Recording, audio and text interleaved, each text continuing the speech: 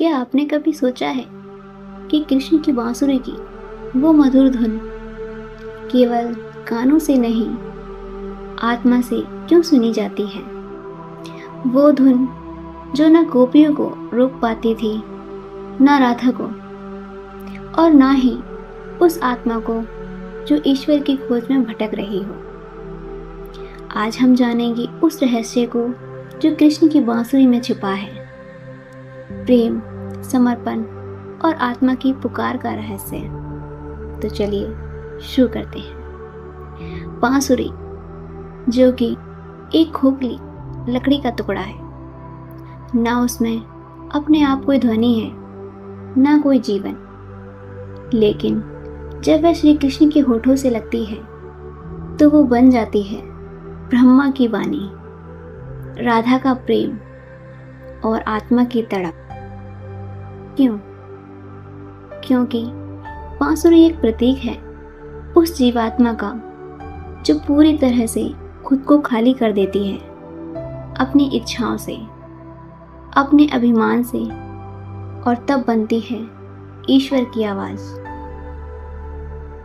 एक दिन राधा ने कृष्ण से पूछा, कान्हा, तुम हमेशा बांसुरी को ही अपने पास रखते हो, मैं तो तुमसे दूर ही रहती हूँ, ऐसा क्यों?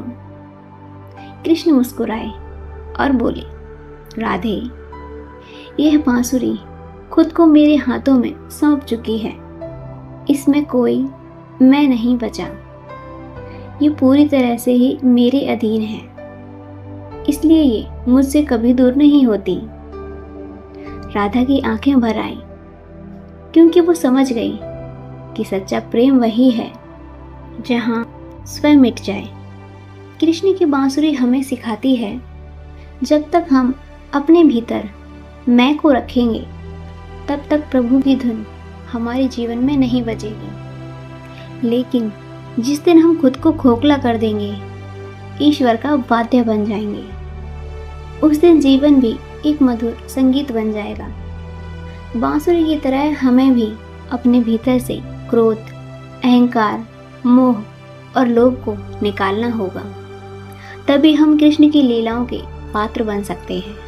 आज के युग में जब शोर ही शोर है, जहाँ हर कोई बोल रहा है, कोई सुन नहीं रहा, ऐसे में कृष्ण की बांसुरी हमें मौन की शक्ति सिखाती है।